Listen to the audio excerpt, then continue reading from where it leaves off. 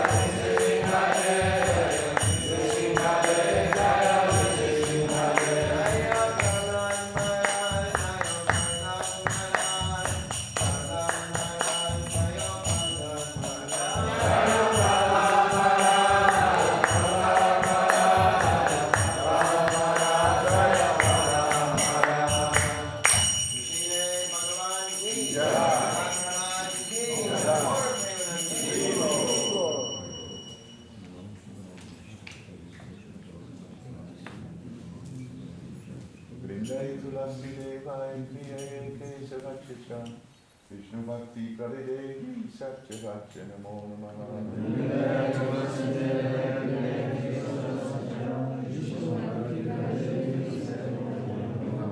Vrindaye tulasi devai priyaye kesavachacha Vishnu bhakti pradidevi satya namo namaha Vrindaye tulasi devai priyaye kesavachacha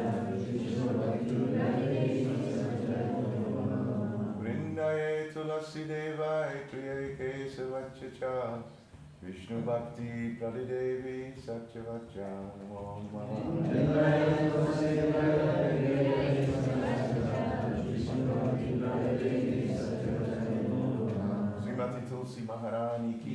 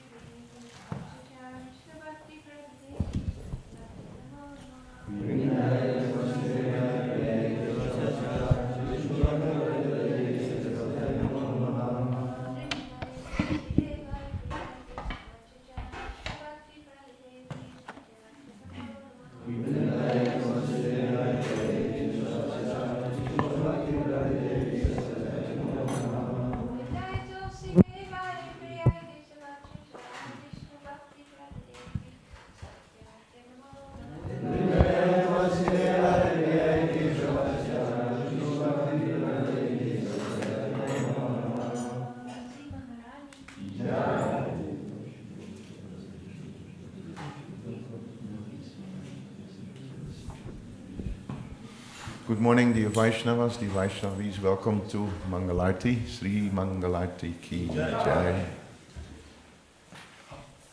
So I hope all the devotees have a very good time here in Radhadesh during the ISKCON Communications seminars. This morning the Srimad Bhagavatam class will be given by His Grace Sanaka Rishi Prabhu. I don't know, Prabhu, if you have a specific verse, please tell us, that we can write it on the board. I did tell someone, yeah. Oh, okay. You told Bhagavati, Matiti? Okay, so we'll get from her the verse. Today the third day of the communication seminar starts, and there are three main topics. One is artificial intelligence, the place of artificial intelligence within ISKCON. And the second one is environmental topics in the afternoon. And then the third one is the reports from the different countries. So it's promising to be a very interesting day again. Yesterday it was about Vaishnavis in leadership positions within ISKCON, which was also a very lively discussion and very interesting topic. So I hope today will be also a very fruitful day, the communication seminars. So we continue reading from the Sri Namamrita, which is a section which we are reading at the moment is the propagation of the holy name. And this is a quotation from the Sri Chaitanya Charitamrita, Anchalila, 7th chapter, text number 1. The true Acharya presents Krishna to everyone by preaching the holy name throughout the world. One cannot become an Acharya simply by mental speculation. The true Acharya presents Krishna to everyone by preaching the holy name of the Lord throughout the world. Thus the conditioned souls, purified by chanting the holy name, are liberated from the blazing fire of material existence.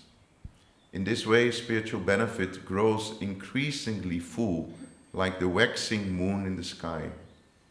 Since he is understood to be the most advanced devotee, he is called Paramahamsa Thakur. Thakur is a title of honor offered to the Paramahamsa. Therefore, one who acts as an Acharya, directly presenting Lord Krishna by spreading his name and fame, is also to be called Paramahamsa Thakur. Sri Namamrita Ki Jai, Sri Gauranga Mahaprabhu Ki Jai, Srila Prabhupada Paramahamsa Thakur Ki Jai. So let's now offer our most humble obeisances at the feet of all the Vaishnava devotees of the Lord, who are just like desire trees, who can fulfill the desires of everyone and who are full of compassion for the fallen conditioned souls. Patitanam Pavanebhyo Javim Namo Namaha.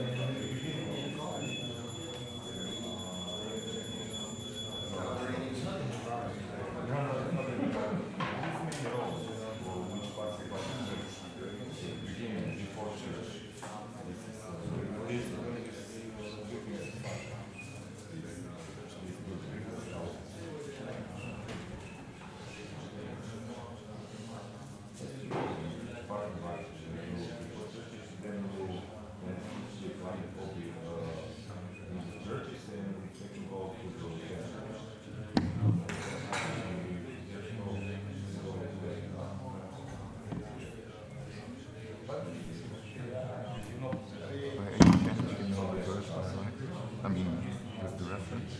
Oh yeah. Because I don't know if Bhagavati will be around. Oh okay. So I'll just borrow this. It's actually by Oh, that's very nice. Yeah, you're always like that. That's good. I like it. It's chapter 10, verses 8, 9, and Some sort of chapter shop. so just put one up, but I'm not actually going to chant each one for just once. I'm not going to do a column. Oh, so So we can put one up. It's not a problem. It looks normal for people. with which one do we want? Aham Sata Oh no, actually 9. 9. Okay. That's the Tesham Sata Yukta. right one. I learned from you when Shastra. I think 10-9. Bhagavad Gita 10. 10, 9. But you can say 10, 8, 10, 8 to Yeah, 10-8 till 10, 10-8 till 11. 10-8, and then to 11, and then you write down the verse 9. do it from memory. He's an artist, so he will. Right time. Time counts. I will listen online because I have to work. I would love to be here. But I would love to. But I will hear your class. It will be remote. The good thing for you is you're often get to make them going. That's how much more show. It's not. Thank you so much.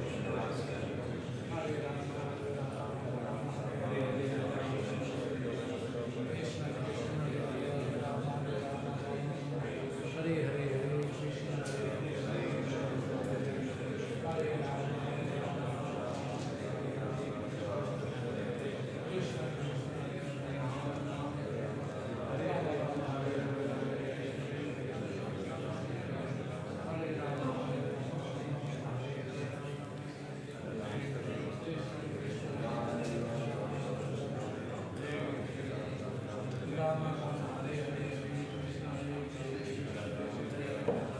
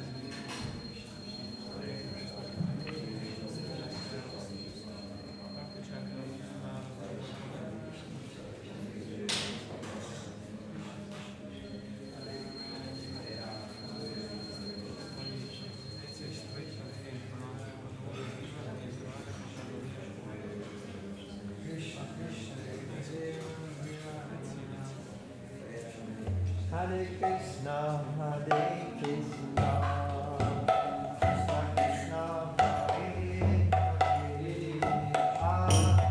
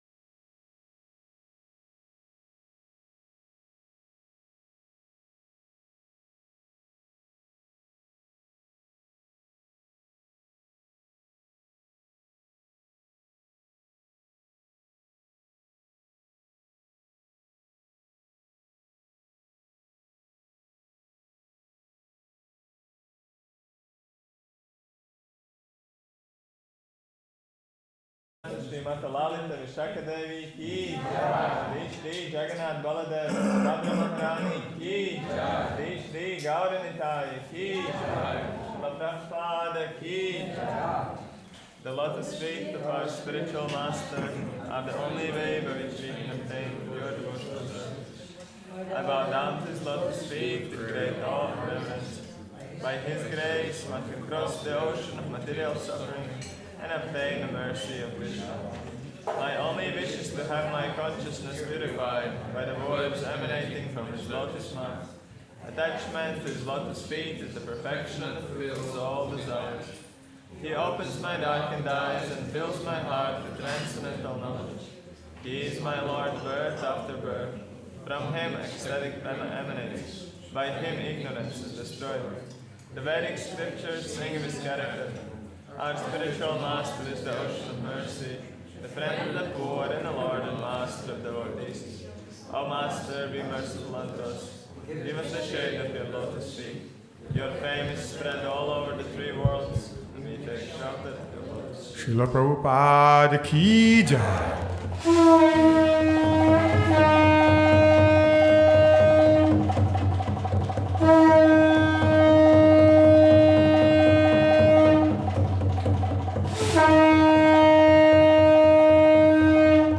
Jai Prabhupada, Jaya Prabhupada, Prabhupada. Jai Prabhupada, Jaya Srila Prabhupada. Jai Prabhupada, Jaya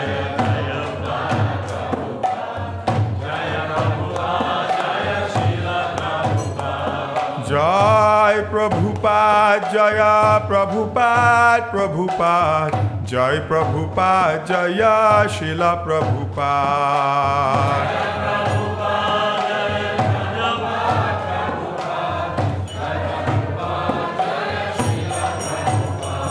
Jai Prabhupada, Jaya Prabhupada, Prabhupada.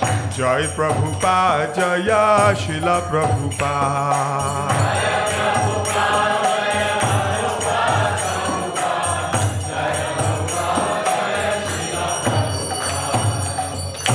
Shri Guru Charana Padma Kevala Bhakati Sadma.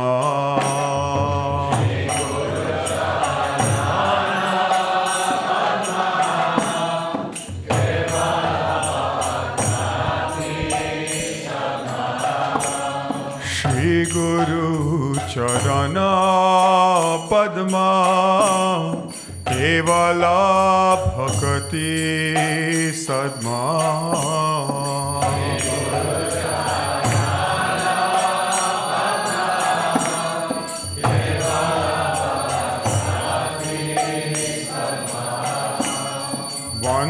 Vandamue Savadhana Mate.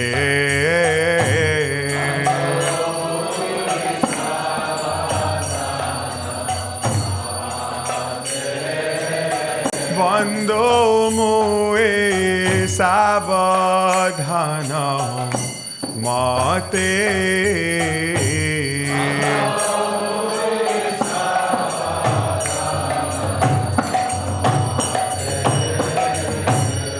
Jahara prasade bhai e bhavatariya jai.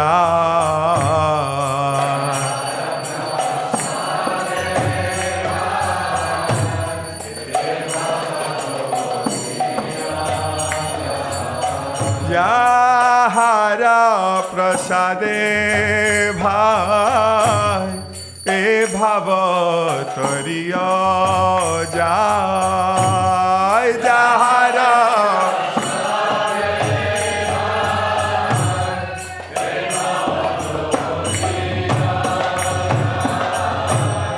Krishna prapti hoy jaha hoite.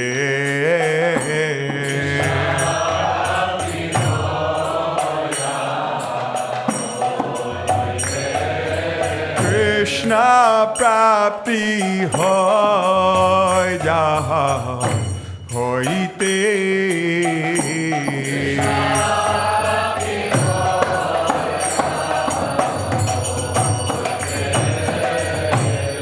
Gurmukh পদ্মবাক্য চিতেতে করিয়া আইক্য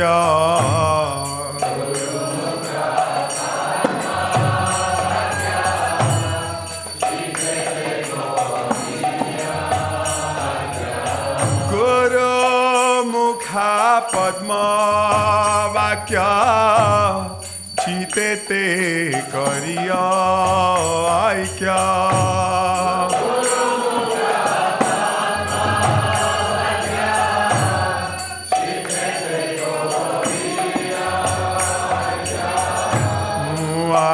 না করিহ মনে আশা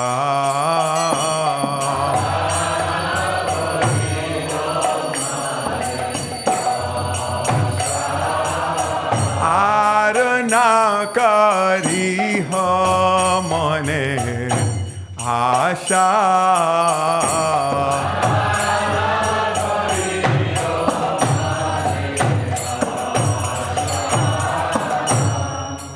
গুরু চরণে রতে ऐसे उत्तम गति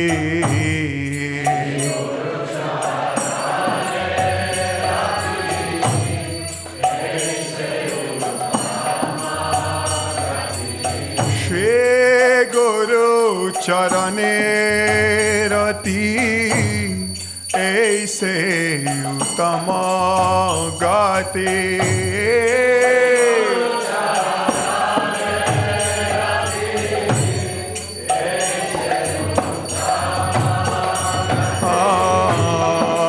प्रसाद पूरे सर्व आशा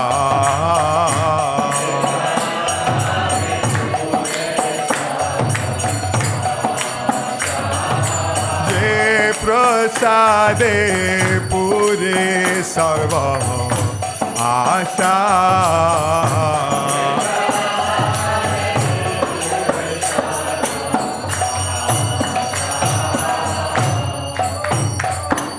चक्षुदान दिलो जय जन्मे जन्मे प्रभु से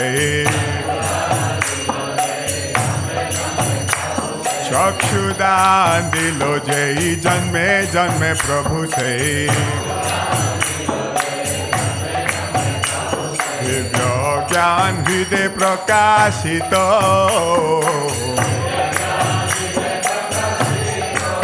दिव्य ज्ञान प्रकाशित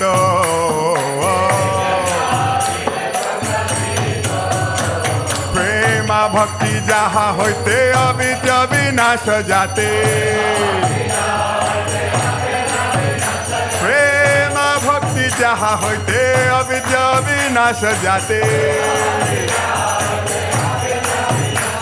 वेद गाई जहाँ चरित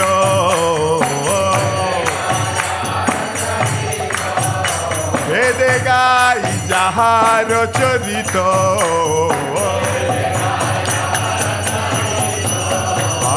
श्री गुरु करुणा सिंधु अधम जनार बंधु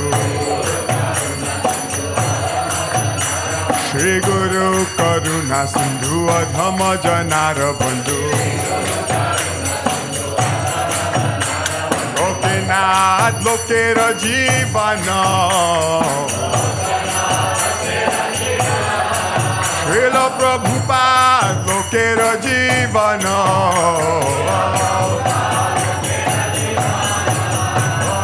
हा प्रभु कर दया देह मोरे पद छाया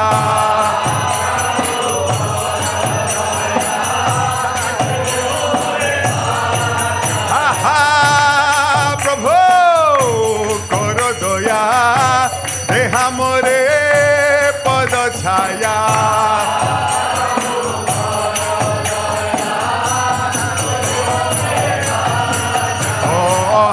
प्रभु करो दया देहा मोरे पद छाया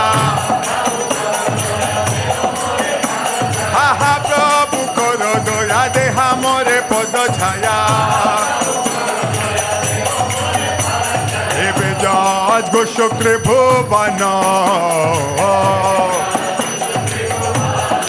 Srila Prabhupada Patita Pavana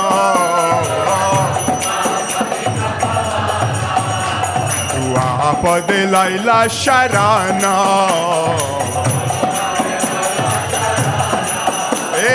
Bejas Goshokre Bhuvana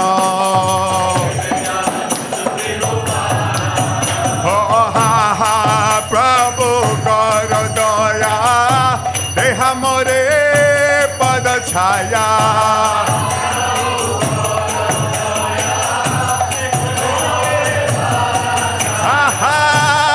Prabhu karo daya deha more pad chaya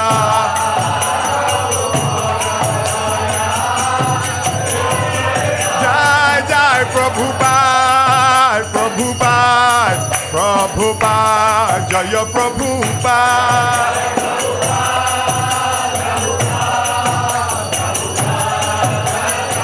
Jai Jai Prabhupada Prabhupada Prabhupada Jai Prabhupada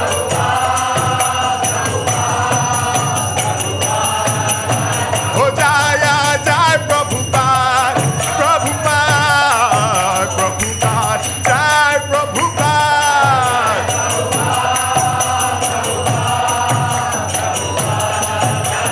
Dithai go Hari Bol Hari Bol Hari Bol Gaura Hari Bol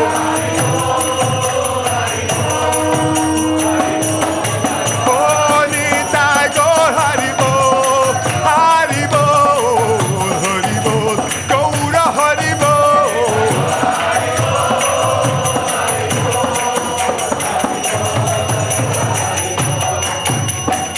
Srila Prabhupada ki jai Namo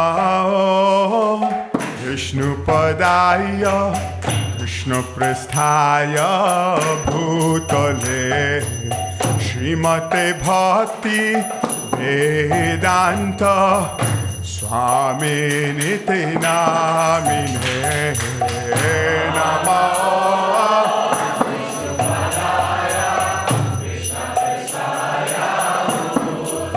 Jai Prabhupada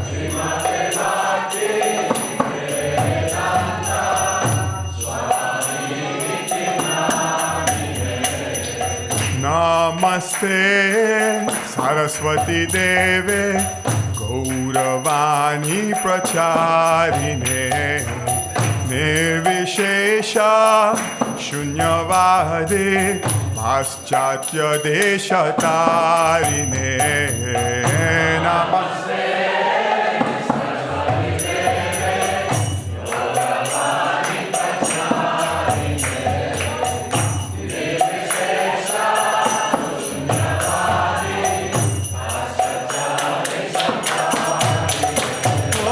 Shri Krishna Chaitanya Prabhu Nityananda Shri Advaita Gadadhara Shivasadi Gaura Bhakta Vrinda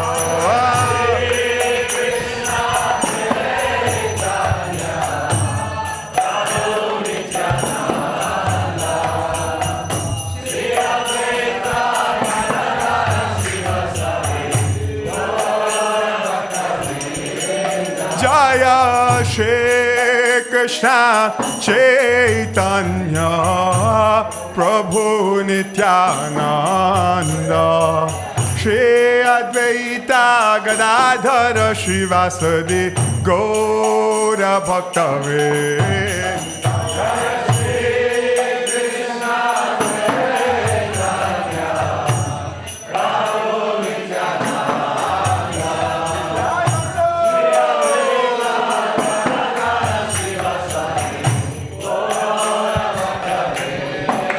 Jaya Shri Krishna Chaitanya Prabhu Nityananda Shri Advaita Gadadhara Shivasadi Gaura Bhakta Vrinda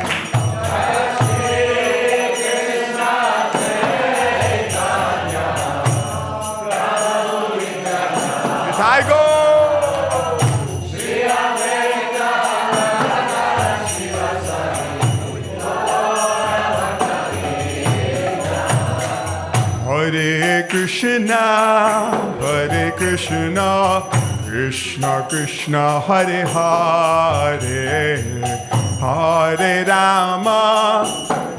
Rama, Rama Rama, Hare Hare.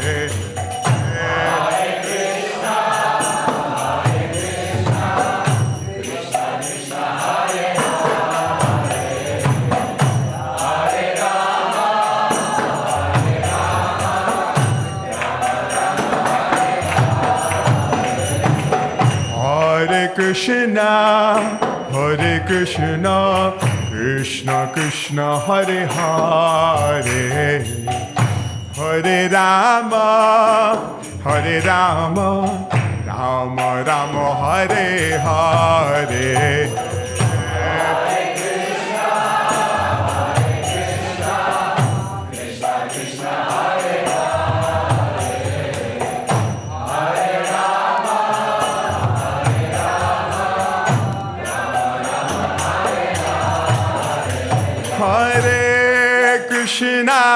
Hare Krishna, Krishna Krishna, Hare Hare, Hare Rama, Rama Rama, Hare Hare.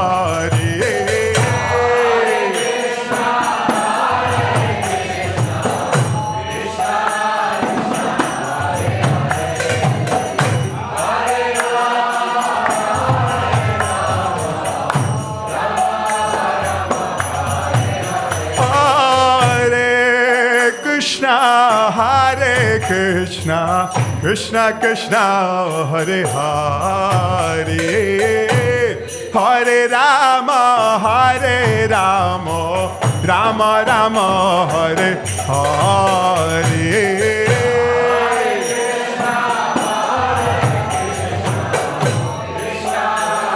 Krishna Krishna, Hare Hare, Hare Rama, Rama Rama, Hare Hare. Krishna, Krishna Krishna, Hare Hare, Hare Rama, Rama Rama, Hare Hare, Hare Krishna, Krishna Krishna, Hare Hare, Hare Rama,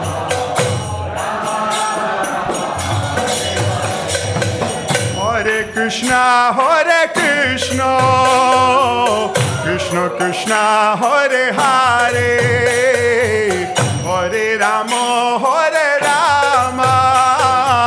Rama Rama, Hare Hare,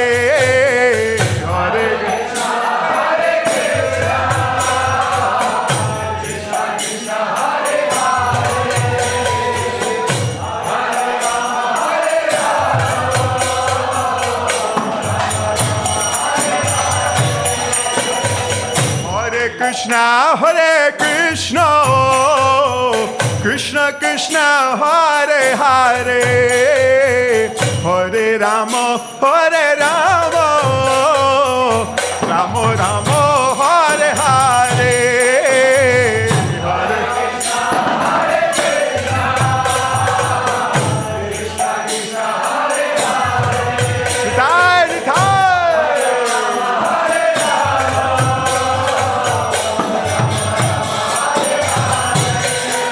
Hare Krishna, Hare Krishna, Krishna Krishna, Hare Hare, Hare Rama, Hare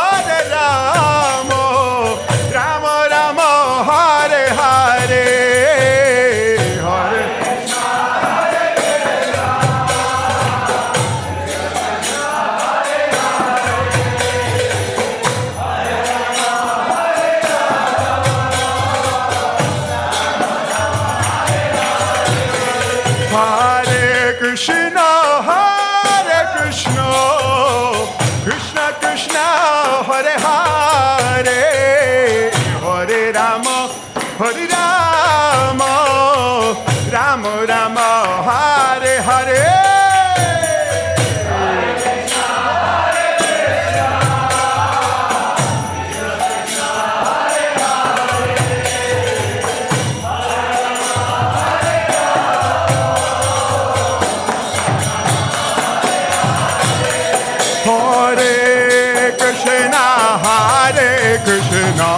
Krishna Krishna Hare Hare Hare Rama Rama Rama Hare Hare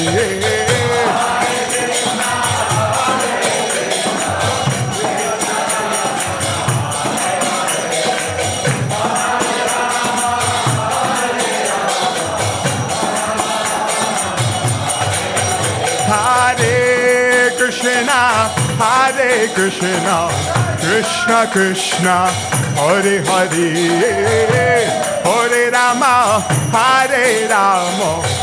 Rama Rama, Hare Hare.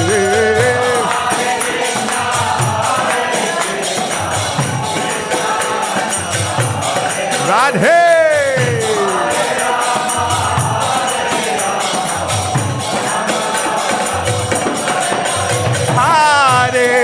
Krishna, Hare Krishna, Krishna Krishna, Hare Hare, Hare Rama, Rama Rama, Hare Hare.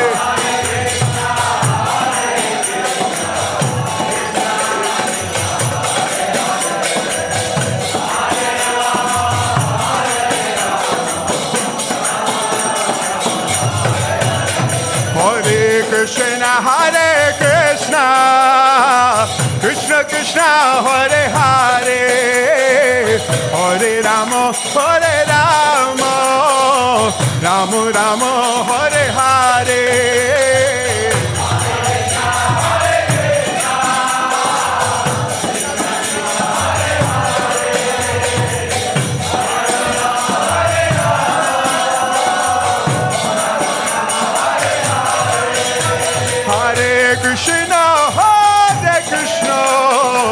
Krishna Krishna, Hare Hare, Hare Rama, Rama Rama, Hare Hare.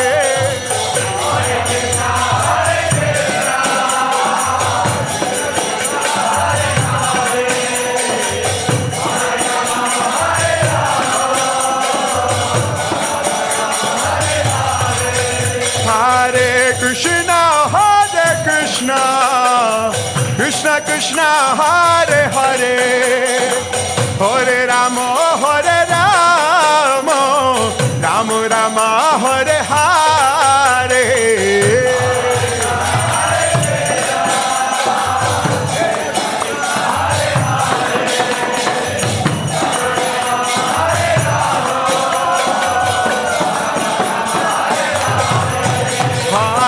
Krishna, Hare Krishna, Krishna Krishna, Hare Hare, Hare Rama,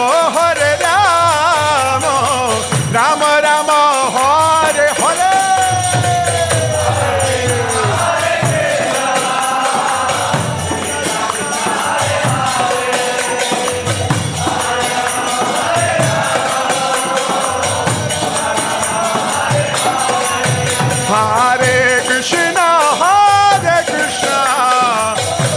Krishna, Hare Hare,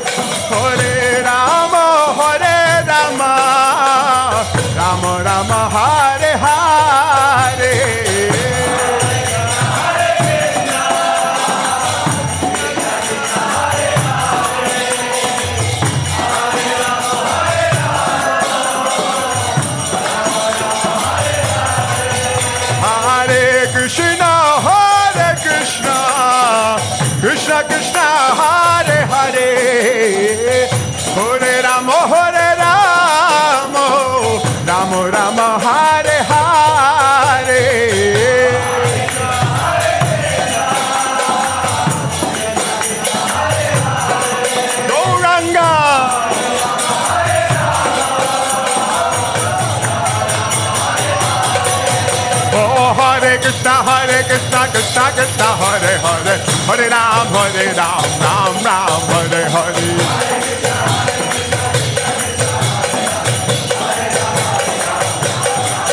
Hare Krishna, Krishna Krishna, Hare Hare, Hare Ram, Ram Ram, Hare Hare.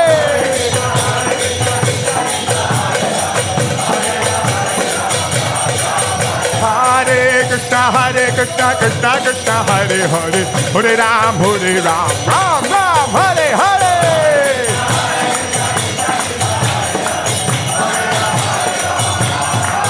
Hare Krishna, Krishna Krishna, Hare Hare, Hare Ram, Ram Ram, Hare Hare.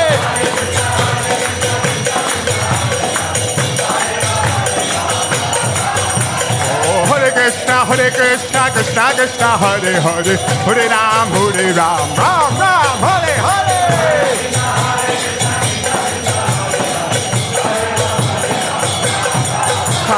Hare Krishna, Krishna Krishna, Hare Hare, Hare Ram, Ram Ram, Hare Hare.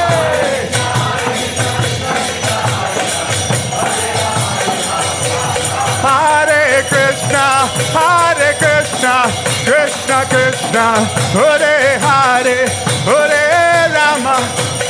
Rama, Rama Rama, Hare Hare.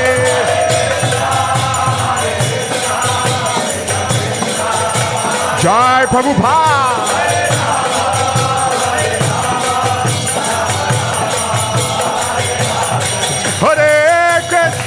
Hare Krishna, Krishna Krishna, Hare Hare, Hare Rama, Rama Rama, Hare Hare.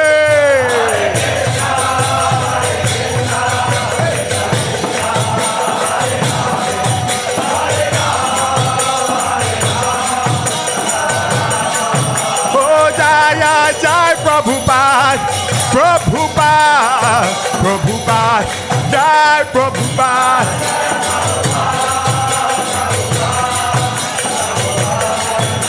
Oh Jaya Jaya Prabhupada, Prabhupada, Jai Prabhupada.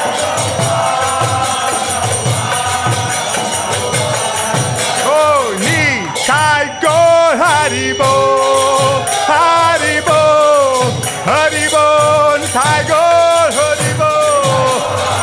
Nitai Gaur, Nitai Gaur, Nitai Gaur, Nitai Gaur Haribo, Haribo, Haribo, Gaur Haribo.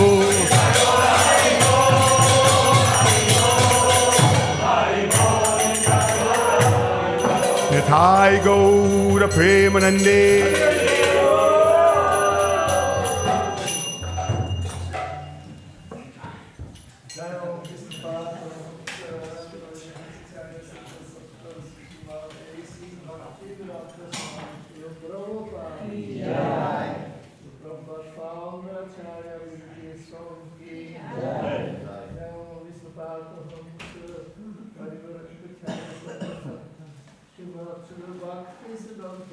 Saraswati Goswami Maharaj, Prabhupada, Shri Harinasa Kur Namacharya ki Jai, Ananta Koti Vaishnava Vrinda ki Jai, Premku Shri Krishna Chaitanya, Prabhu Nityananda, Sri Advaita Gadadhar, Srivasati Gaur Bhakta Vrinda ki Jai, Sri Sri Hare Krishna, Gopa Gopina, Shama Kunda, Radha Kunda, Giri Govardhan ki Jai, Guru Vrindavan Dham ki Jai, Purnam Vedam ki Jai, Madhuri Dham ki Jai, Ganga Maya Kamai ki Jai, Bhakti Devi ki Jai, Sri Sri Radha Gopinath, Lalita Devi, Shaka Devi ki Jai, Jagannath Baladev, Subhadra Maharani ki Jai, Nitai ki Jai, Tulsi Devi ki Jai, Harinam Sankirtan ki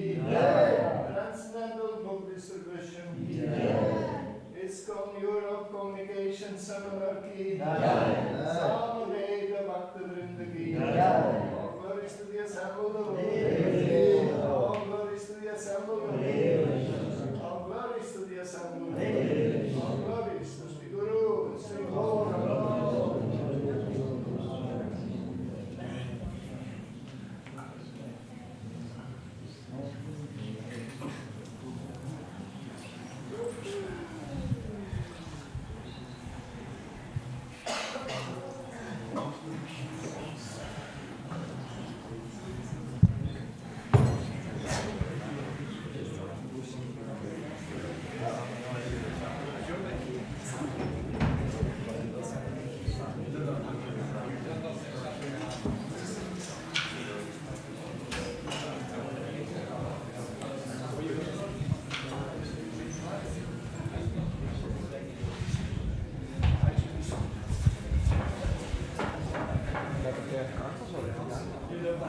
I'll take all three.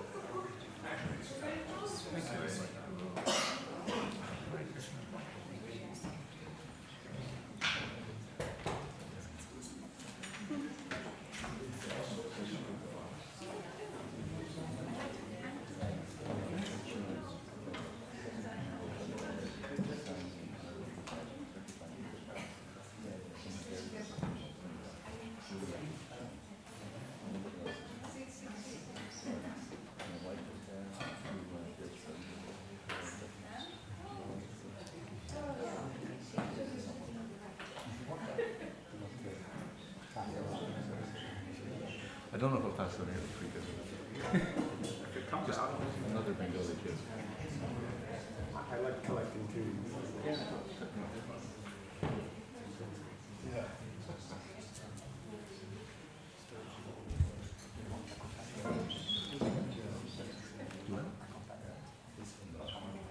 You? Yeah. Why not? Please.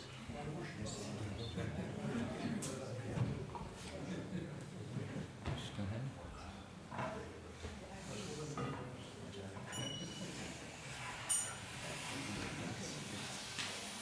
Jaya Radha Madhava Kunja Bihari Jaya Radha Madhava Kunja Bihari Jaya Radha Madhava Kunja Bihari Jaya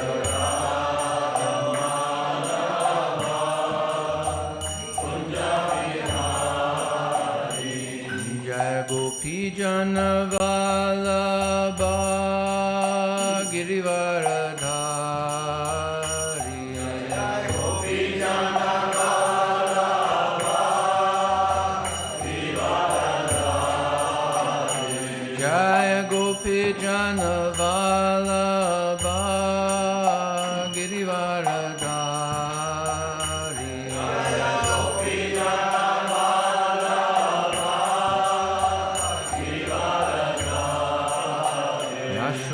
Yashodanandana Brajajana Ranjana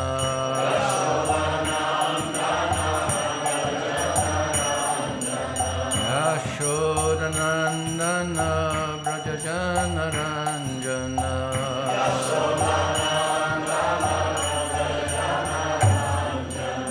Yamuna Tira Vanachari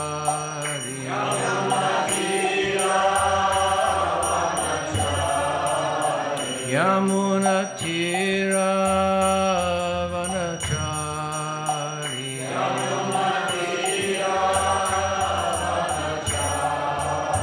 Jaya Radha Madhava Bihari Madhava Kunja Bihari Jaya Radha Madhava Kunja Bihari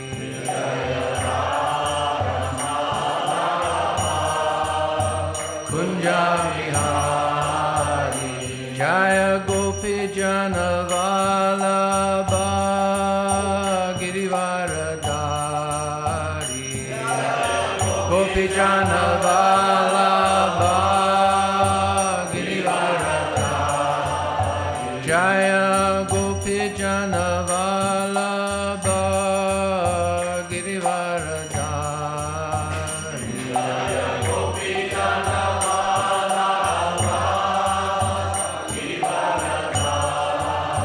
Yashoda Nandana Braja Janaranjana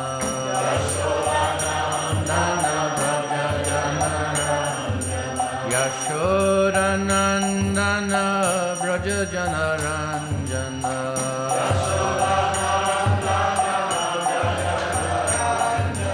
Yamuna Tira Vanachari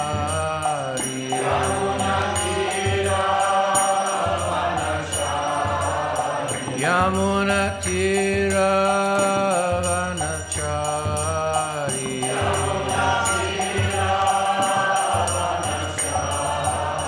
Jaya Radha Madhava Kunja Bihari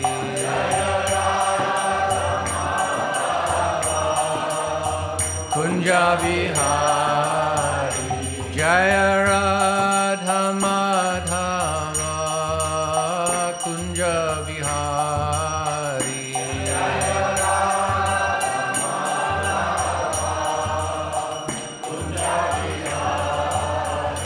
Jaya Radha Gopinath Radha Gopinath Radhe Jaya Radha Gopinath Radha Gopinath Radhe Jai Prabhupada Jaya Prabhupada Prabhupada Jaya Prabhupada Jaya Prabhupada Jaya Prabhupada Jaya Prabhupada Jaya Prabhupada Shri Radha Gopinath ki Srila Prabhupada ki Kantara Shri Bhagavad Gita ki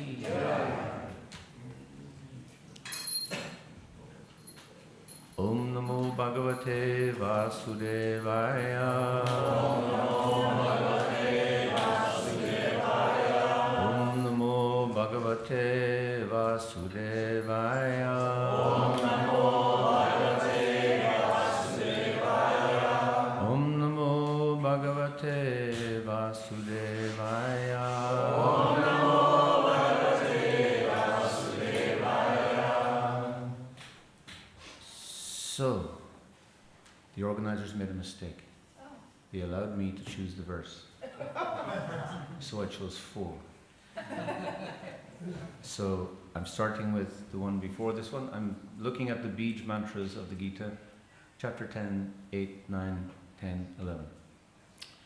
And there's a reason why, because 9 is up there, is kind of one of the verses as a guiding principle for ISKCON communications. So it was important, we thought, to spell it out in some way that we understood it. But it's connected to the other 3, so we can't disconnect it. And it is very interesting that these are considered the Bij mantras, the seed mantras of the Gita, that the message of the Gita is contained within these mantras. And I think we can explore that a little bit as well, because I think that's, as we discussed on the first day of our conference here, that communications, it's a sangha of preachers. It's not an extracurricular thing that devotees do on the side or some strange thing that manifests out of nowhere. This is just a sangha of preachers preaching in everything that we do, but it includes government, people of other faiths, scholars, media, etc. So the principles are the same for anyone and everyone. I'll just do it like that. Thank you. So what I won't chant it in the same way because we're going to chant 4. So a lot of you know these verses. So those of you who know the verses, just follow along. So we're going to do 10:8. All together now. Aham sarvasya prabhavo matak sarvam pravartate iti matva bhajante mam buddha bhava samanvitaha. That's great. Everyone knows it. And any one of you could give these classes. And I'm not a scholar. I'm not anything special. I'm just like yourselves in that sense. I just, how many of us have formally studied this at any grade level? And still we can, wax lyrical, and that will be contained in the next verse. But this verse says, I am the source of all spiritual and material worlds. Everything emanates from me. The wise who perfectly know this engage in my devotional service and worship me with all their hearts. Seems fairly simple and straightforward, but one thing that I learned from it myself is Krishna says, Prabhupada translates this as, I am the source of all spiritual and material worlds. And it says, Aham, I, Sarvasya, of all, Pravaha, the source of generation, Mata, from me, Sarvam, everything. The Prabhupada translates everything as spiritual and material worlds. That becomes significant when you're in the field and you're with someone who is of an Abrahamic faith, particularly Christianity. Because there is an idea in those traditions, I say particularly Christianity, that God is transcendental. He's transcendent to this world. He's not in the world. Hence, we don't create a form of God because He's not there. It's kind of offensive. So, and this is a big issue. The whole Reformation in Europe that created the world as we know it, and the legal systems that we know, the social perspectives that we know, the political theories that we know, the Reformation was based specifically on this point of idolatry, on this point that God is elsewhere, He's not here. The Prabhupada is saying something very, very different. He says, I am the source of all material and spiritual worlds. Krishna is absolutely everywhere. Hence, He's on the altar, in the form of stone. You can accept that form. And then there are all these Shilas there, these little stones. Now, a professor called Taylor in Oxford in the 1840s, he invented the field of sociology of religion to be specific. And he categorized religion according to how people saw the world at that time. And how they saw the world was, if people are idolatrous, then they're pagan and they're lesser. So they encounter India. Before they encounter India, he had categorized when people worship trees and stones and hills, and that's the most primitive. And then it becomes less primitive and less primitive and less primitive. And he made a hierarchy, but the most primitive was that stuff. That's obviously primitive. And coming from a Western background, let's just receive wisdom. That stuff looks primitive. When you're worshipping a Govardhan Shila, you're worshipping a stone. Try and explain that to someone who is schooled to think that that's primitive. That's a ridiculous thing to do. Whereas we're seeing Krishna there. Why? Well, because Ham Sarvasya Prabhavo Mataksaram Sarvart. We see it there because Krishna says He is there. He's there to be seen. Krishna's in Govardhan Hill. Krishna's in the Himalayas. Krishna's in the forests of Vrindavan. He's in the Yamuna River. He's in the Ganga. He's everywhere. The oceans, everything is personal. That's why we take care of the environment, because it's all Krishna's. It's all His garden. It's all they're his waterways. But only because this line allows us to do this. So this line allows us to preach honestly about just that point about the environment. This is a very profound environmental theory. Young people are looking for ways to understand the environment more holistically. When we depersonalize the environment, Govardhan is just a hill. You can do anything you like to it. You can take all the stones you like. You can cultivate it any way you like. When the Yamuna is just a river, you can pollute it as you will. When the Yamuna is a person, you have to respect her in a completely different way. So everything is personalized because Krishna is everywhere. When Prabhupada talks about Mayavad and personalist philosophy, we think, okay, that's an interesting medieval discussion. It's got nothing to do with the world we live in. But actually it does, because this helps us understand that Krishna is everywhere. Which means he's also in the Christian's heart, the very Christian who is denying this fact. And we have to respect that. So another way of looking at this, another challenge to us as to how we see Krishna everywhere, in all spiritual and material worlds. Everything, Krishna says, emanates from me. And the wise who perfectly know this, they engage with me with all their hearts. They, essentially he's saying, they fall in love with me.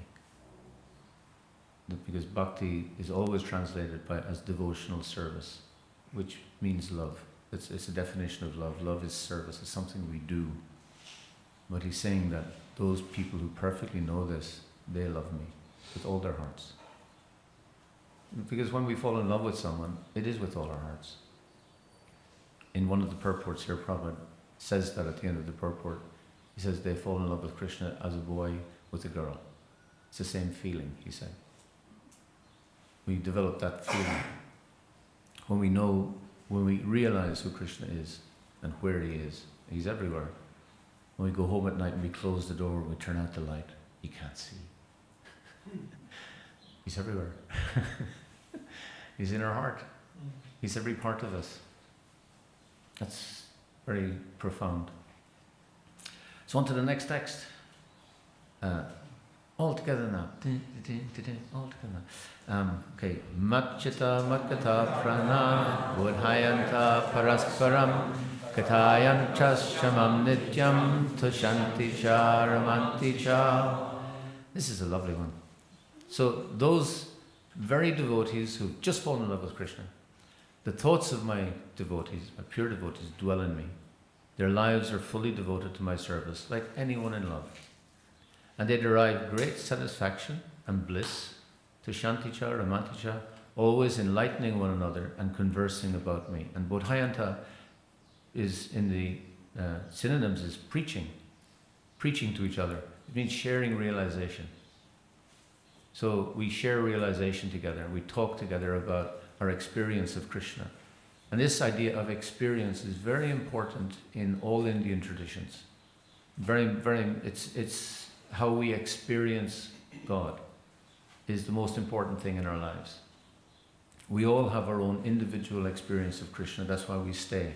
That's why we come, and that's why we stay. Because of an experience, not a belief. Belief is not at all relevant in our vocabulary, because I might believe there's an elephant behind me, but it doesn't mean there is.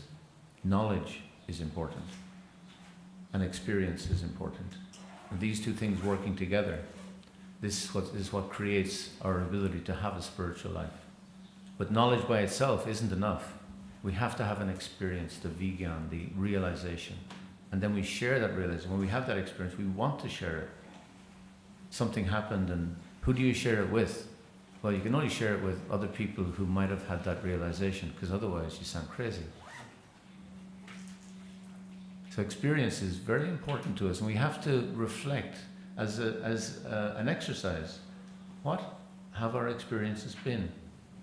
What was the happiest time in my life? We have to reflect on that. What was the happiest moment with Krishna? And if we can write down one and then two and then it started, there could be a flow of moments. And that helps us understand who we are and what we love, and where our heart is leaning. So we have so much to share with each other. And this was important for us in communications because we meet every year and we discuss our work, going into society, meeting all these different groups in society and getting a lot of feedback.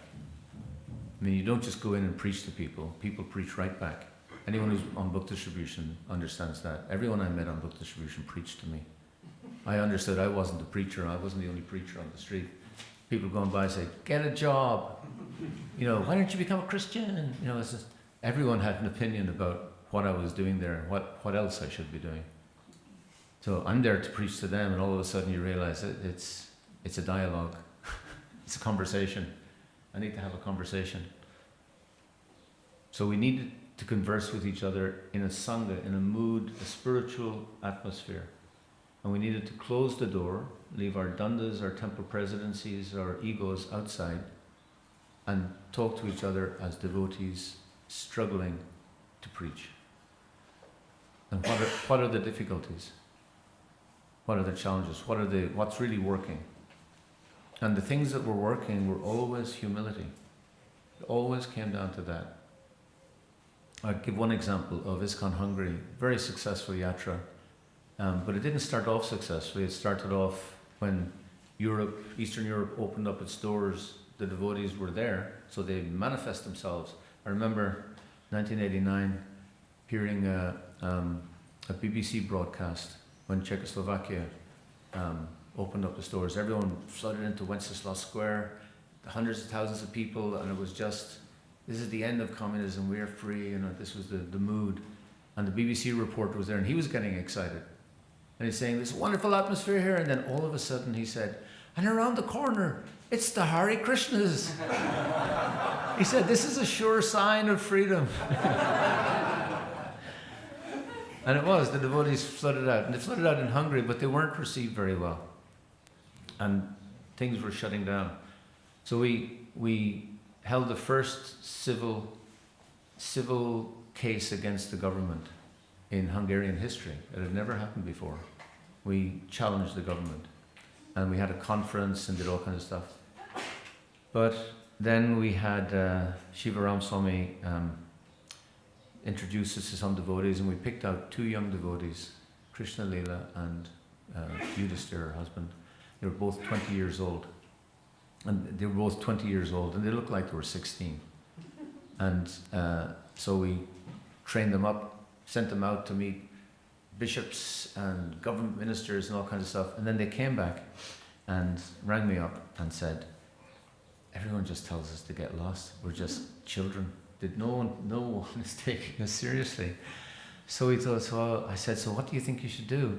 I said, well, what can we do? We're only children. I said, well, act like children then. What do children do with adults? I don't know. And I said, well, you act like children and you be respectful to the adults. Be respectful to them. Ask their advice. Ask their help. Be in the humble position. Put yourself in that position where they can help you.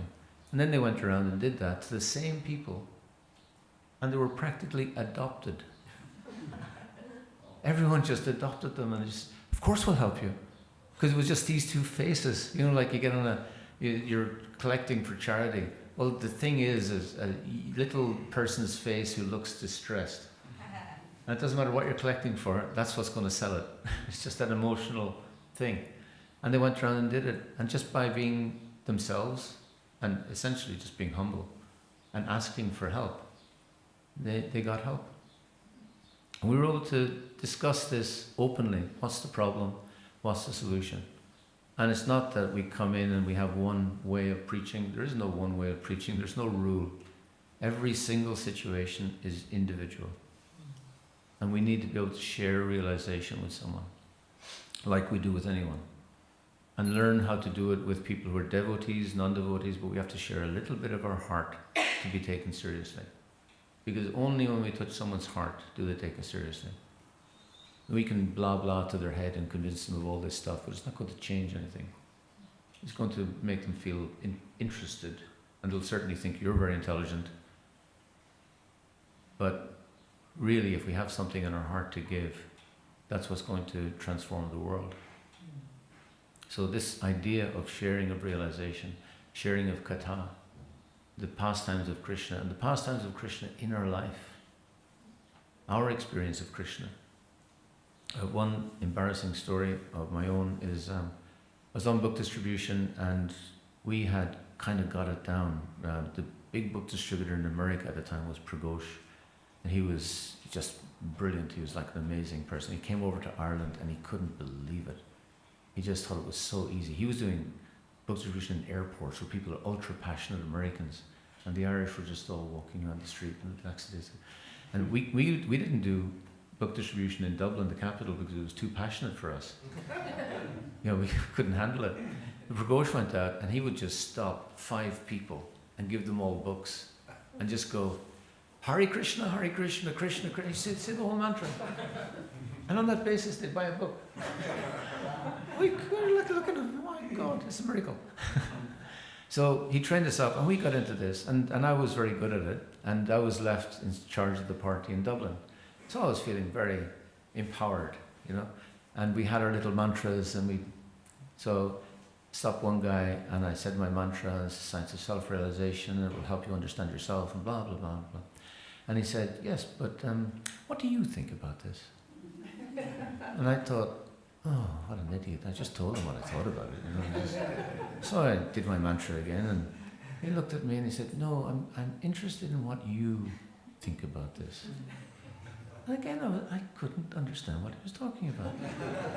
So I tried again, and he said, no, I'm not very interested. And he gave the book back.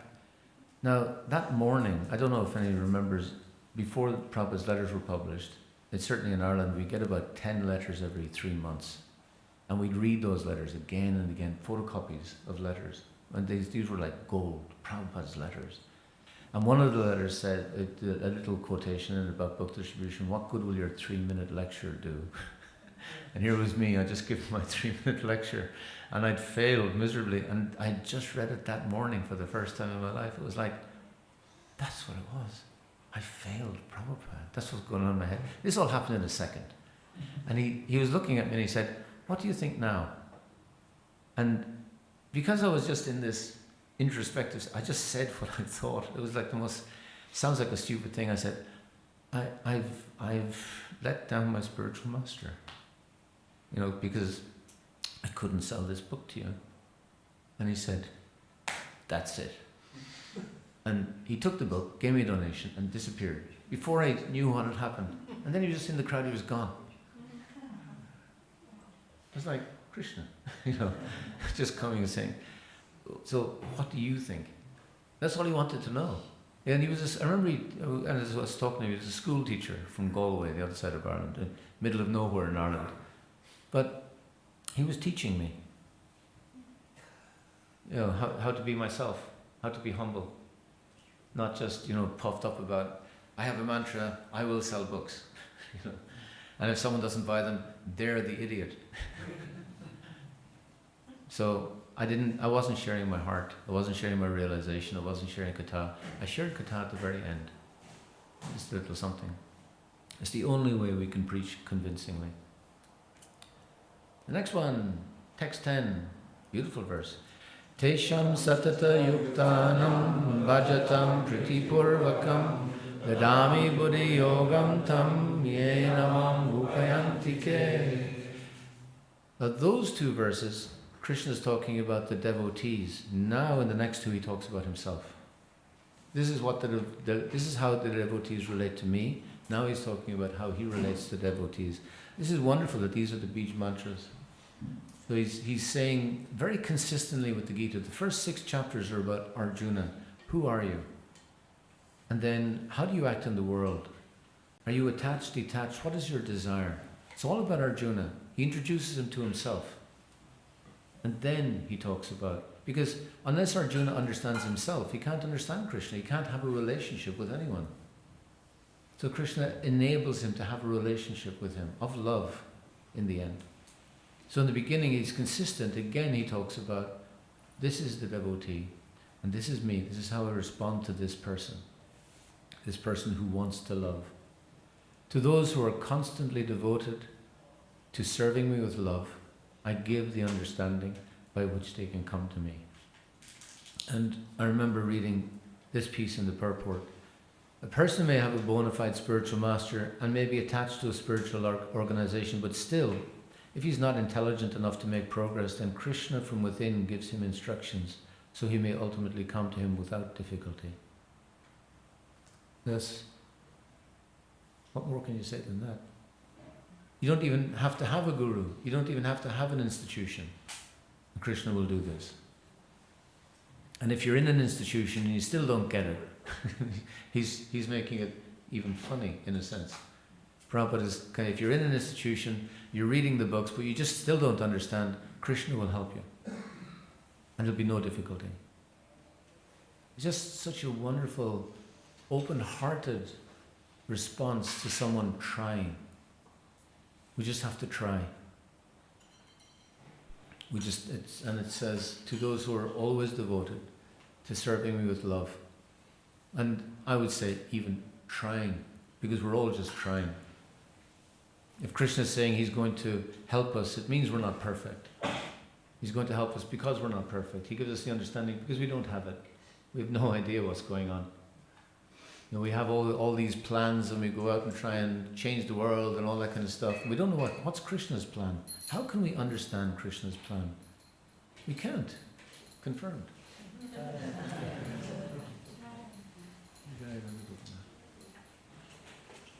We can't understand Krishna's plan because Krishna is just more intelligent.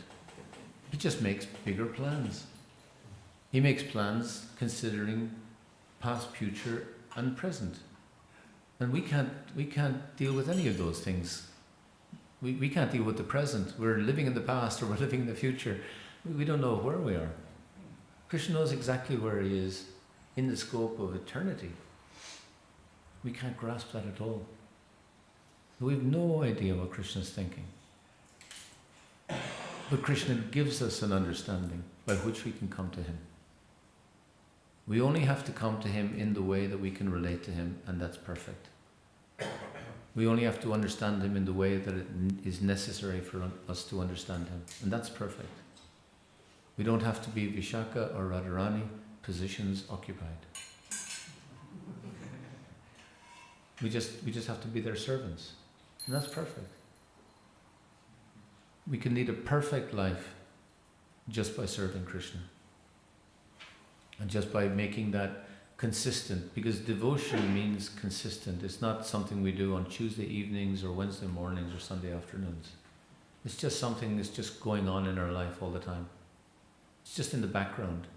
And any of you will know that. So any of you watch a film and you're looking at a film and everything you're translating into devotional service in the back of your mind, whatever's going on in the film, and at the end of the film you kind of go, yeah, okay, the boy got the girl. Oh, okay, yeah, know the story. Not going to last. It's just something about it is going to be, there's going to be a philosophical gloss given on it at some stage. It's always going on in our head. We think differently. You know, once you understand the idea that we're eternal, we're not material, then you think differently about everything. And yes, we have one foot in the material world and maybe only a big toe in the spiritual world. But that's enough. That's enough to change absolutely how we feel about the world. Because we've had an experience. And we can't deny our own experience. And people can come up and say, this is possible, Darwinian evolution says this, biology says this, chemistry says this, and all that kind of stuff. And I actually, frankly, as they say in the film, frankly, my dear, I couldn't give a damn. Because I have a relationship with Krishna. And it's my relationship, and it's real. And when I see my deities, I smile. I can't stop smiling. They just look gorgeous. I take pictures of them every day. No one sees them. I don't even know why I take those pictures. You just feel like it. They look so beautiful. Flick. You know, when you come in front of Radha Gopinath, everyone's got their favorite deity. But, I mean, my experience here, I've been coming here for decades. but this is such a spiritual place. With Radha Gopinath. There's such spirituality here, in this room. And every time I come, it's just like, oh, I'm here again. It's like you're home. The place I really feel at home actually is Krishna Balaram Mandir. Has anyone had this experience? Maybe you've all had this experience. You go in front of Gaurnitai and they're just gorgeous. They just look beautiful. And they radiate happiness. And then you go in front of Krishna Balaram and they're even more gorgeous. No, I've done this and I've gone back to Gaurnitai. No, they're gorgeous. And I go to, no, they're gorgeous. And then I go to Radhasham and I cry every time. Then I go back to Krishna Balaram. I said, no, they're gorgeous. It's just something about them is just, how can you deny that? And I always had loved Lord Nityananda. I was in front of Gaurnitai and Krishna Balaram Mandir, and this old man came to me. I was standing in front of them, and he tapped me on the hand, and he said, never forget, you are eternal servant of Nityananda. I walked away. Who was he?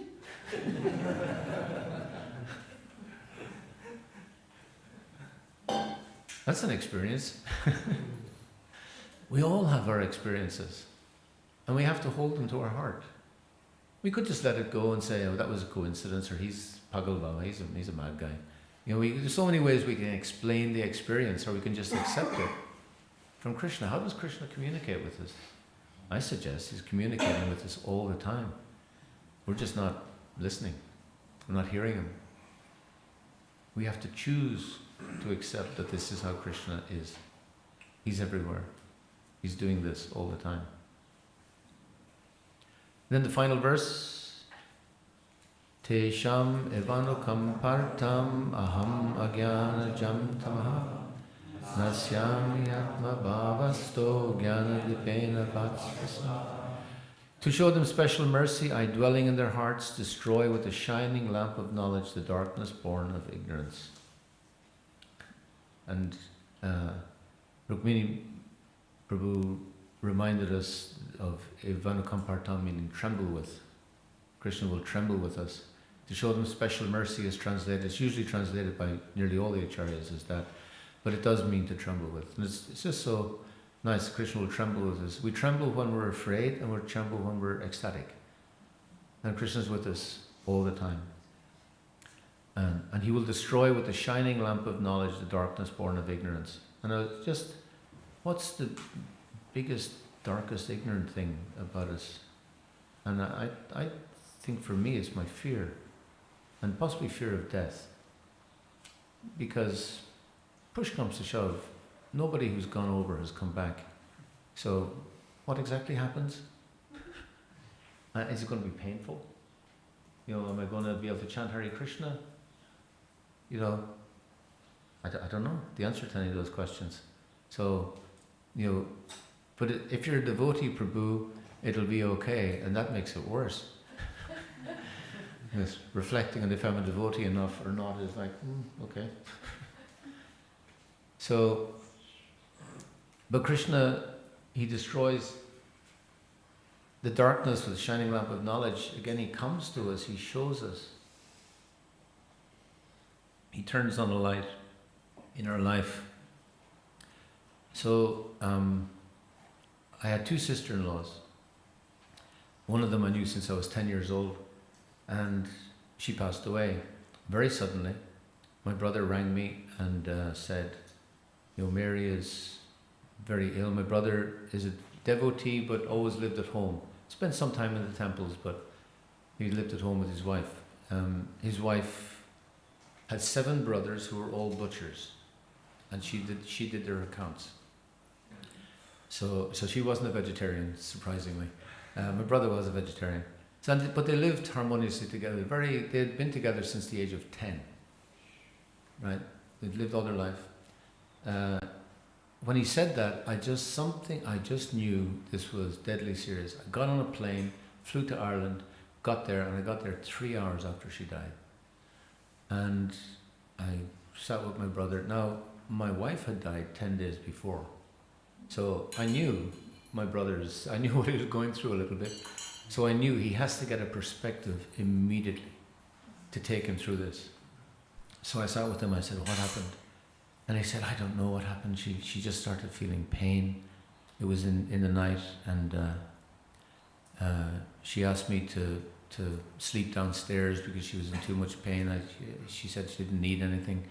And then she was crying in pain. He went up to her, and it just got too much. And then eventually she just went, Krishna, help me. Krishna, Krishna, help me. She died.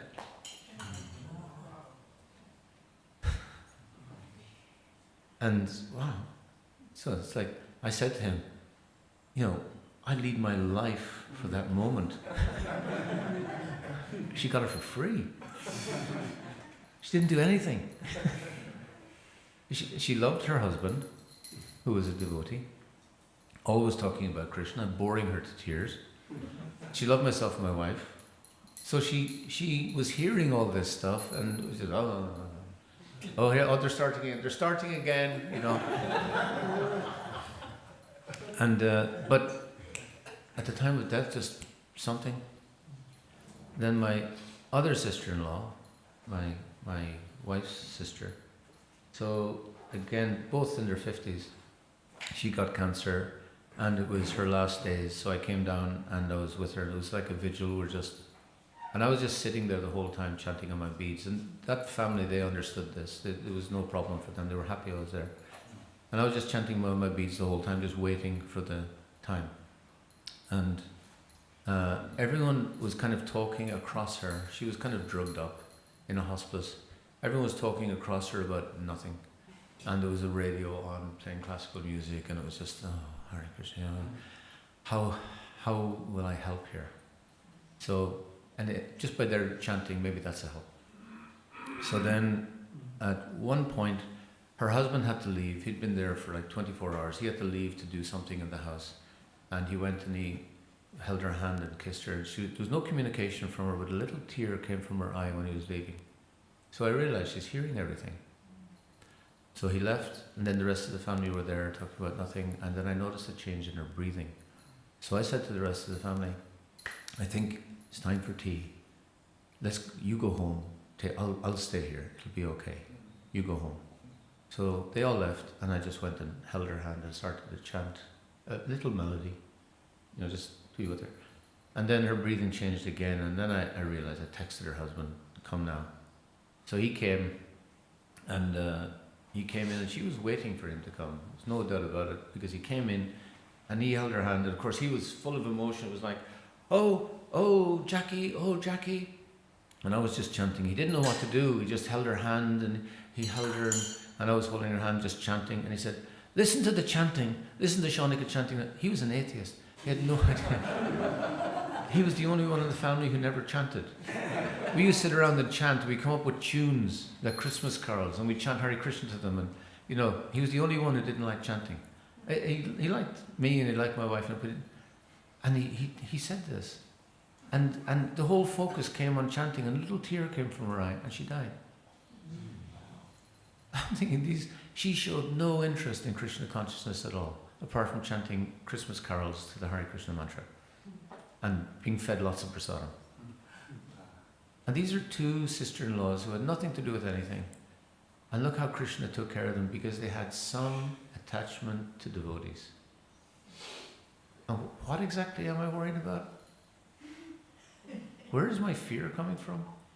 Do I not trust Krishna? Do I believe Krishna at all? Has he not made this shining lamp of knowledge? Talk about shining it right in my face. How big a message could I get?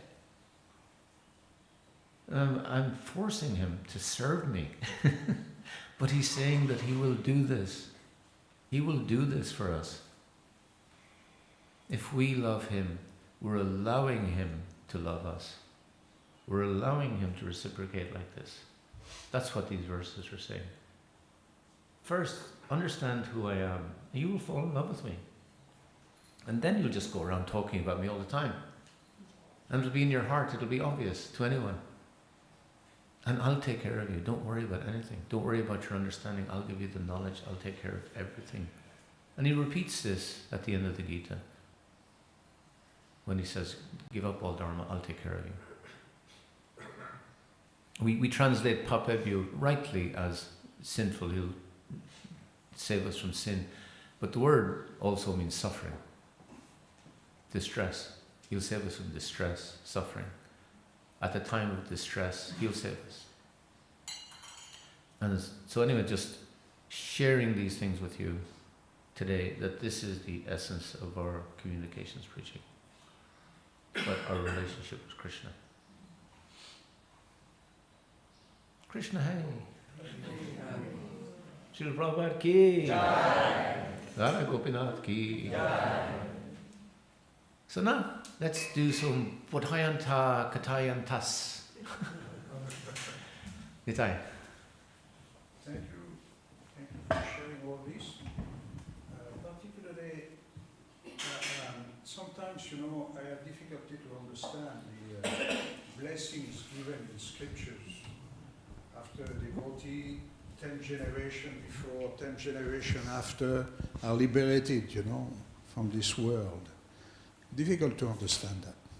But the way you have put it, actually a devotee is a blessing for all people around. And that's a nice way to understand it.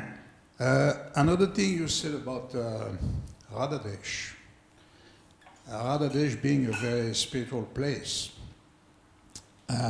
See, this devotee in front of me, Gaura Bhakta Prabhu, yesterday, I know him from 45 years. And yesterday, he told me something that was amazing to me. He told me that he was with Vishwambar Prabhu and Indradyumna Swami, one of the first ones to put his foot here in the property for the sale of the property. So I would like to ask him to tell exactly what he said yesterday to share with all of us. Because from that place that he described to the place that he is now, it's really wonderful. Hare Krishna.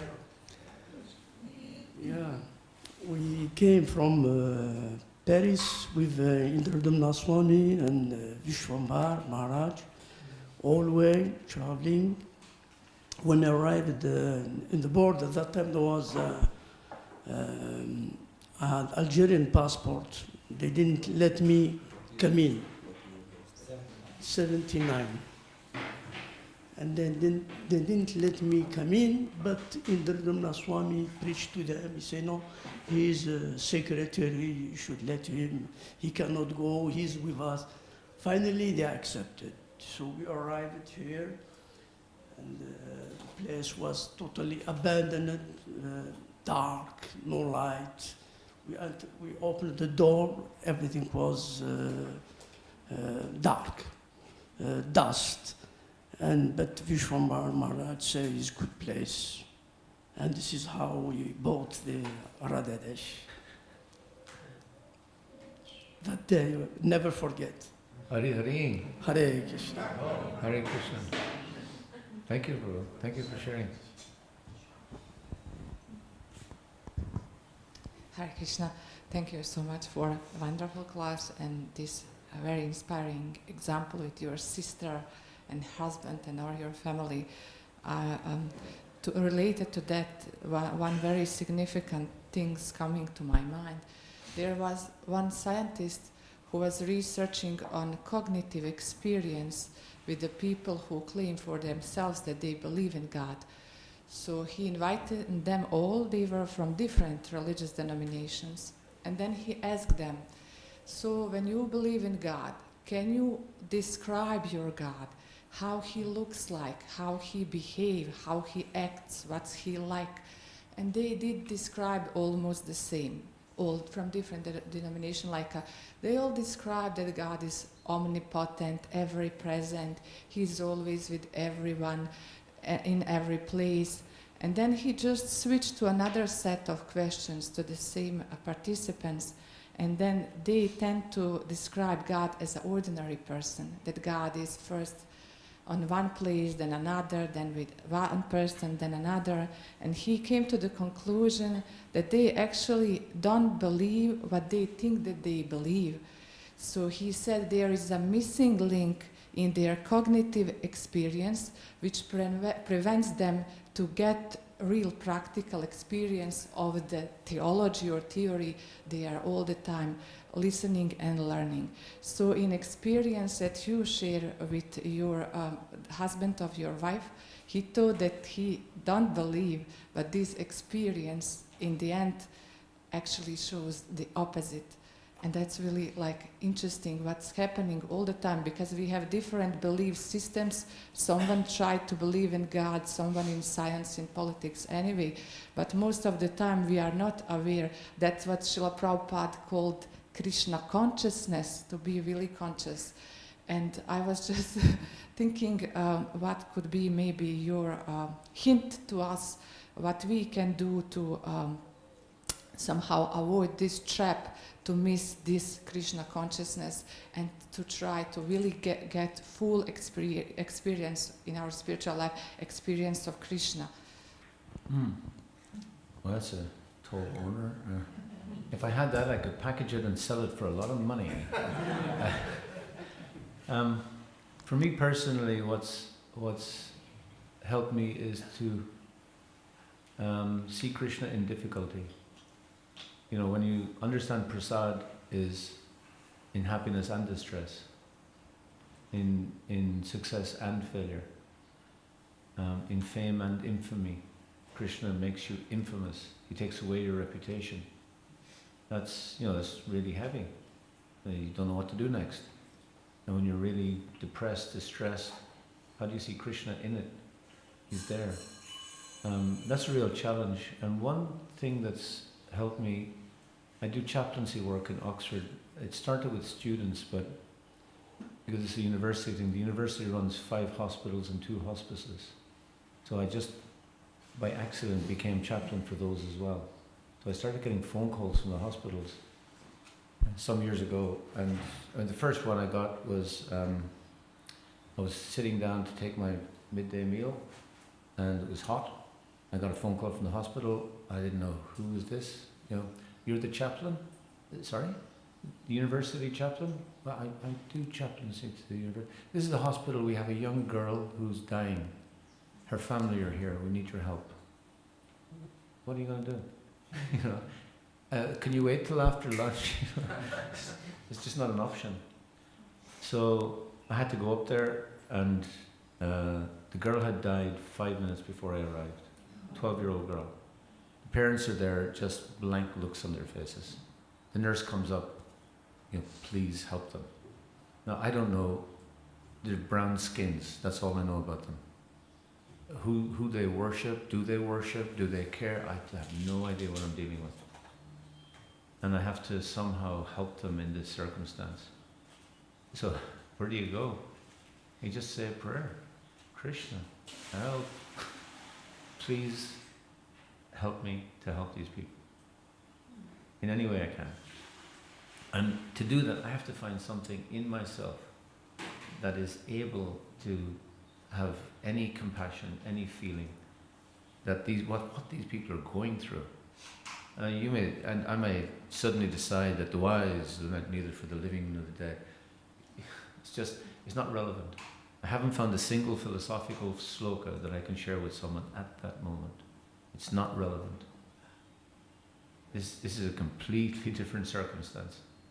When someone's dying and you're with them when they're dying, and again you've been with them maybe for some days, you've found out something about them, you've found out some things you can say to help. So you're trying to help them in the best way you can.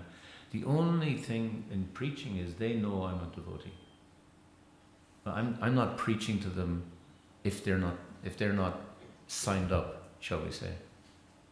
But they know I'm a devotee. I will pray with them. I don't ask them what their prayers are. Generally they don't have any prayers. I pray with them, I give them prayers.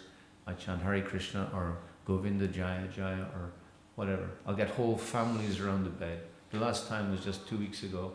I had all the families in the ICU and all the doctors and all the nurses. They all stayed and they all chanted. and the person was dying. They turned off the machine, and the person was dying, and it takes some time. And the whole family was around chanting. They didn't know what else to do. They needed to be guided. They needed someone to come and say, this is the thing to do. And they just, in that state, they just say yes. They'd never chanted that mantra before in their lives, but they happily chanted it. And that person left with that mantra. What a gift that they gave. And you have the opportunity. It's a terrible circumstance. And in doing it, like with my sister-in-law who died of cancer, it so happens that a month before, at a checkup, the doctor found something in me, and it was suspected cancer. So they sent me for an MRI, and I hadn't had the result yet. But the doctor suspected it, the consultant suspected it, and they were already talking to me about the therapy and the treatment and the operation. So I was there holding my sister's hand, staying 2 days with her, watching her die of cancer, knowing that this could be me in 6 months' time. And we have to face our own fear and forget it and put it behind, because this is her time. I'm here to serve her. When I'm with someone who's dying, it's often a family situation. And when you can have a conversation with them about what's happening, and you can tell them what's happening, because sometimes the medical staff don't want to say it. They need someone to say it.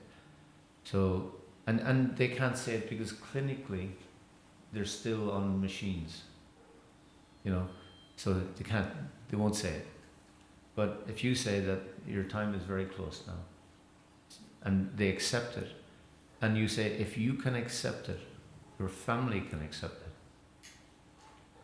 Because what happens is, everyone knows they're dying, the person knows, but doesn't want to talk about it, doesn't want to upset the family. The family doesn't want to talk about it in case they upset the person, so no one talks about it. That's the worst option. So you help this person, if they can accept it and talk about it to the family, then I said, this is a service you can perform to your family. And you're giving them something to do, some seva. They're dying, but you're giving them service to do. Sounds strange, but it's important. And it's a principle of our existence, seva. We all need it, even at that time. And that's actually how, personally, I think we have the opportunity. It's devotional service with love. Why am I there? I'm there to serve them with whatever little love I have in my heart. I don't know. When I go into every situation, I don't know what's going to happen. The person could be very fearful, could have no idea of God. They're the worst cases. They have nowhere to go. You can't, it's difficult to guide them anywhere. Think about your happy place.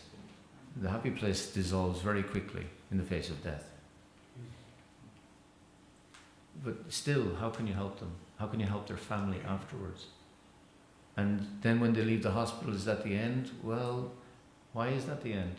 The family, the last person who died just a couple of weeks ago, he died of pancreatitis. My father died of a similar thing. He had 2 teenage children.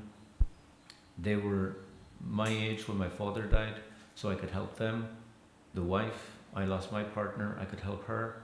There's so many ways I could help. How do you turn around and walk away and say, I'm busy, I have a meeting? No, we find the compassion in our heart. And we do it, we're doing it as seva to Krishna. And so in that case, they asked me to do the funeral because they didn't know where to go. I don't like doing rituals. So anyway, I did it just because of the circumstance. I went to the funeral, it was a big funeral. I did the funeral, and everyone came up afterwards, and all kinds of people. A person from Ireland came up, married into the family. He said, that was a wonderful funeral, that was beautiful. Everyone appreciated it because I was just talking simple things from the heart. Then that's all that works. That's all that touches people at that time. That's the only interesting thing. You chant the Bhagavad Gita shlokas, but you explain them in a way that's about relationship. And people understand, and everyone understands it. And that tense time, Chanakya Pandit says there's 3 times when we get actually philosophical in a pravachan in this kind of assembly. at the time when we're very, very sick, and at the crematorium ghat. So at a funeral, people are actually thinking, because it's to the heart. So speak to the heart. The heart is open. Give them something. We can do that. Well, it can be ritual. That's great, but it just doesn't touch the heart. We can really help people, and that is how I think we can transcend ourselves and our issues and our squabbles and all that kind of stuff.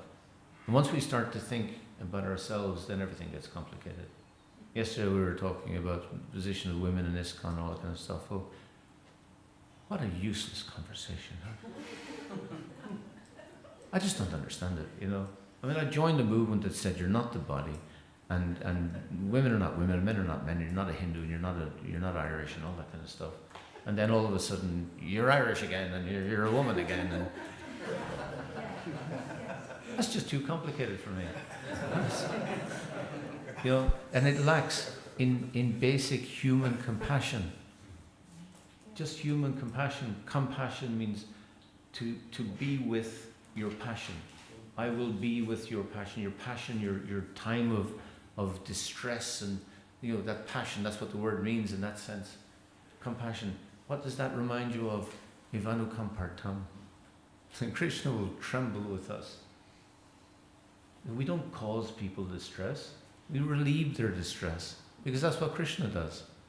He doesn't cause our distress. We cause our distress. We came to this world. We made the choices. We acted like idiots. As Prabhupada said, we don't come here to be ladies and gentlemen. We made those choices. We go to Krishna for love and compassion and tolerance and humility because there's nowhere else to go. And when we get a little bit, we give it away immediately. And Krishna fills us up again, more. So, okay, is there time for a few more questions? Okay. Thank you so much. So you were saying that Krishna will give you knowledge from within. I mean, you were like saying it from the Bhagavad Gita, yes. And I just wanted to share that I spoke with a Mataji from, like she joined in the Soviet Union. We called those devotees veterans because they joined before the official registration in Russia. And I heard it from her and also from other veterans. They were back in the 80s, they didn't have senior devotees, they didn't have books because books were like not really available. And one Mataji told me the first time she saw the Bhagavad Gita, it was like hidden under the bed and like, you know, taped with scotch. So and she could only read it at the devotee's home.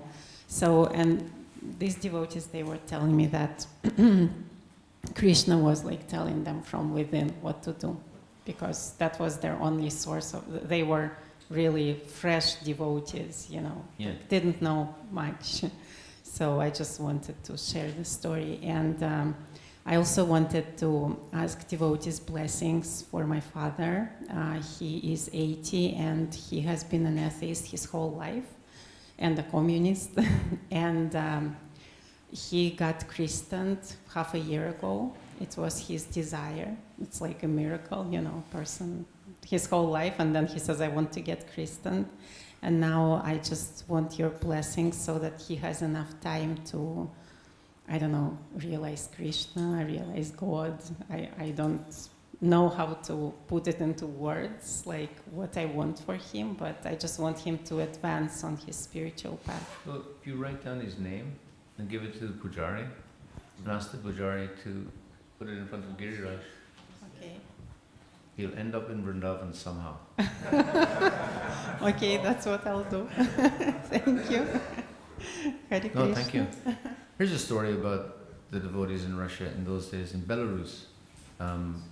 This was, Harikesh went there and kind of went there undercover and everything like that, and it was just him. And these devotees, as you say, they didn't know very much and they were getting their inspiration from Krishna. And he arrived late at night, and they received him very nicely. They gave him a room and a lovely bed. They didn't give him anything to eat, but he thought maybe it's too late at night. So then, he told me this story himself. He said then he woke up in the morning and had a lovely morning program, and they gave a class, and they had lots of questions, really lovely devotees, and then they all went off for breakfast, but he didn't get any breakfast. So then it came to lunchtime, and then they provided a lovely lunch, and they invited him in, and everyone was having lunch, and they sat him down, but they didn't give him any lunch. And so eventually he asked, because he was starving at this stage, and he said, just, why aren't you feeding me? And they looked at him, and they couldn't figure out what was wrong with him. And he said, no, I'm just asking why you're feeding, but you are a pure devotee. Pure devotee relies on no material thing, no? So Krishna can give us the understanding, but sometimes it gets jumbled in the transmission. Jai. Hare Krishna. Srimad Bhagavad Gita ki Jai.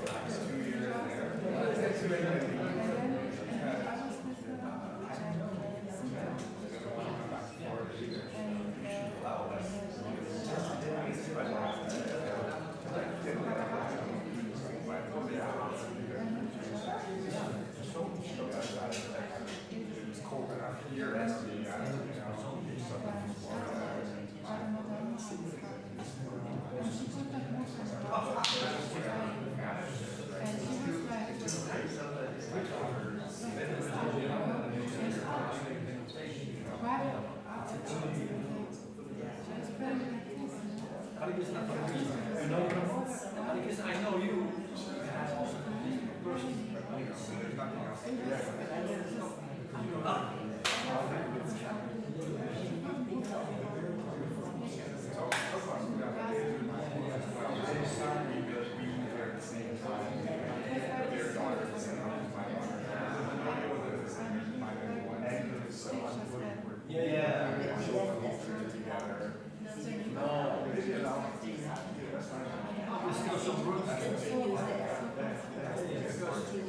We still donate connection. We don't go to church.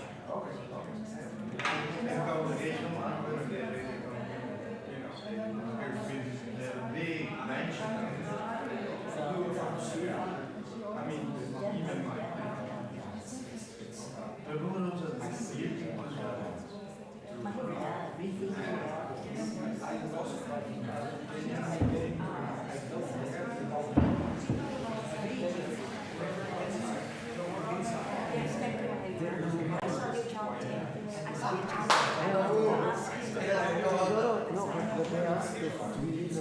because they are cleaning.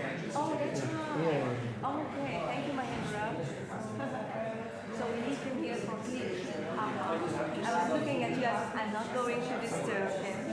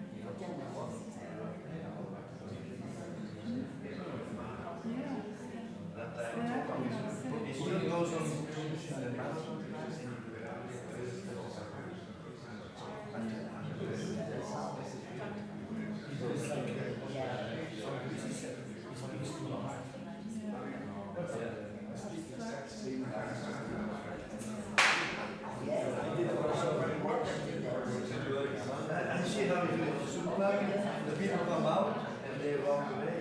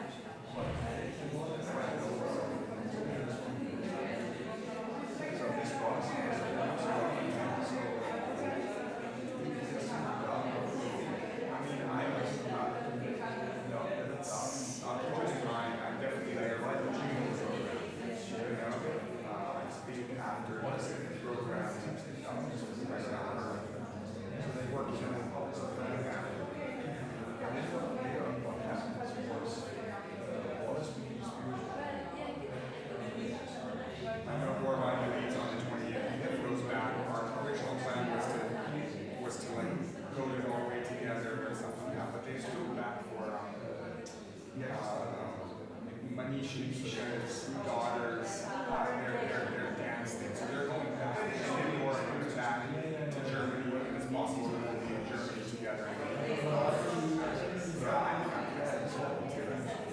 Yeah, around 1900.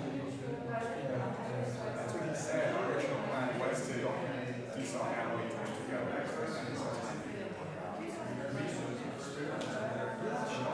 She moved to Sweden a few years ago.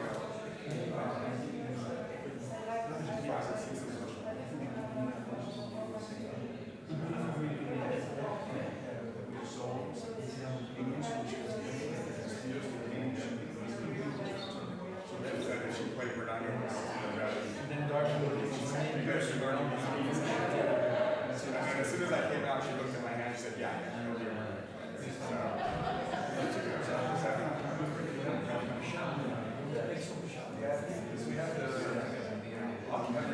She said it's the 13th to the 20th.